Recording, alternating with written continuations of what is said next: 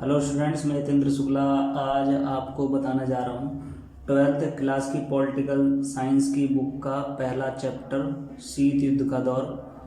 मैंने प्रथम विश्व युद्ध के बारे में आपको पहली वीडियो में बता दिया था कि क्यों हुआ था, ऐसे क्या राजनीतिक कारण थे। तो अब हम चैप्टर वाइज चलेंगे। तो शीत युद्ध के दौर के बारे में आज हम चर्चा करेंगे, बात करेंगे और इसके मेन पॉइंट को देखेंगे।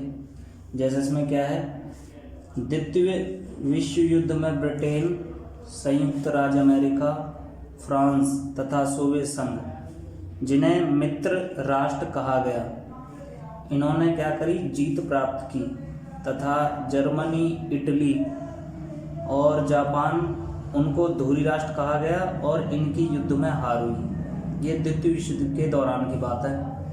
द्वितीय विश्व युद्ध के बाद यानी 1945 से 1990 तक की वह तनावपूर्ण स्थिति जो अमेरिका और सोवियत संघ के बीच उत्पन्न रही, वह शीत युद्ध कहलाया गया है। यानी द्वितीय विश्व युद्ध के बाद 1945 से 90 तक यानी 45 वर्ष के अंदर अंदर इन दोनों देशों के बीच में बहुत तनावपूर्ण स्थिति रही। लग ऐसा रहा था कि तीसरा विश्व युद्ध भी हो जाएगा, ऐसा लेकिन हुआ नहीं। गुट निरपेक्षता नीति का अर्थ है किसी भी देश के साथ न मिलना और अपनी आर्थिक और राजनीतिक नीतियों का पालन करना। तो ये क्या कहलाता है, गुट निरपेक्षता नीति कहलाता है। गुट निरपेक्षता नीति की शुरुआत भारत के जवाहरलाल नेहरू, मिस्र के नासिर और यूगोस्लाविया के ब्रांच टिटो जैसे नेताओं ने की थी।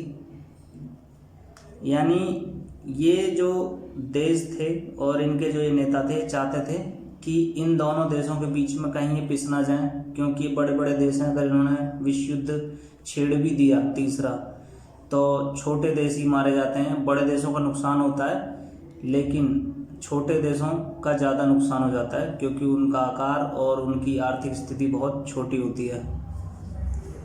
प्रथम विश्व युद्ध 1914 से 18 तक चला था और द्वितीय विश्व युद्ध 1939 1939 से 1945 1945 तक मित्र राष्ट्रों और धुरी राष्ट्रों के बीच हुआ, जिसमें मित्र राष्ट्र जीते। ये मैंने फर्स्ट वाले पॉइंट में भी बता दिया है आपको। द्वितीय विश्व युद्ध के बाद दो महाशक्तियां सामने आईं, पहली अमेरिका और दूसरी सोवियत संघ। तो ये पहले भी मैं बता चुका हूँ, लेकिन ये पॉइंट वाइज चल रहा है।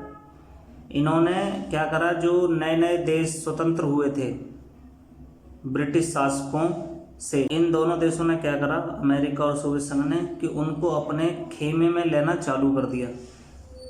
इसकी वजह क्या थी कि जिस महाशक्ति के पास ज़्यादा देश रहेंगे उसके जीतने के चांसेस ज़्यादा होंगे और इनको जैसे तेल भंडार वगैरह जो होता है वो भी मिल जाएगा, और जो दूसरे देश के साधन है, संसाधन है, उन पर भी कब्जा कर लेंगे ये।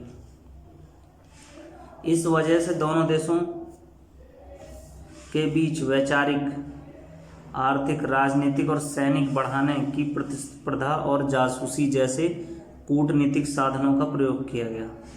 यानी कहना क्या मतलब है, ये देश जो दोनों देश हैं ये चाहते थे कि कैसे एक दूसरे को हराया जाए। तो इसके लिए ये बड़ी बड़ी सम्मेलन भी करा करते थे चुपचाप, और आर्थिक तौर पर शक्ति बढ़ाने के लिए ये गैर दबाव भी डालते थे दूसरे देशों पे, राजनीति किया करते थे, सैनिक बढ़ाते थे। सैनिक बढ़ाने का मतलब क्या है, अपने देश के सैनिकों को छोड़ के दूसरे छोटे देशों के सैनिकों को अपने खेमे में लेना। शीत युद्ध के काल में अमेरिका ने पूंजीवादी विचारधारा को चलाए रखा, यानी अमेरिका में पूंजीवादी विचारधारा चलती है और सोवियत संघ ने साम्यवादी विचारधारा को चलाए रखा। इसकी आगे की जो जानकारी है मैं इसकी नेक्स्ट वीडियो में दूंगा। इससे जुड़े कोई भी सवाल है तो आप मेरे मैसेंजर पे या व्हाट्सएप पे नंबर पे भेज सकते हैं क्वेश्चंस। इसके उत्तर आपको तुरंत दे दिए जाएंगे अगर कोई आपके डाउट है तो। वीडियो पसंद आए तो इसे शेयर, कमेंट, लाइक ज़रूर करें। धन्यवाद।